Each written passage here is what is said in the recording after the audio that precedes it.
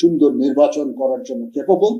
আমরা সবাই আগ্রহী, নির্বাচন কমিশন আগ্রহী, সরকার আগ্রহী, আপনার অ্যাডমিনিস্ট্রেশন আগ্রহী, পুলিশ আগ্রহী, সেনাবাহিনী আগ্রহী, বিমান বাহিনী, নৌবাহিনী, সবাই। সেখানে নির্বাচন না হওয়ার কোনো সুযোগ নাই। কিছু মানি ট্রানজাকশন হতে পারে বিকাশের মাধ্যমে, সেটা নির্বাচনকে প্রভাবিত করার জন্য, অর্থের লেনদেন ইত্যাদি। আমরা নির্বাচন কমিশনের সাথে কথা বলেছি। প্রত্যেকটা কনস্টিটুয়েন্সিতে কিছু ক্রিমিনাল থাকতে পারে, সবাই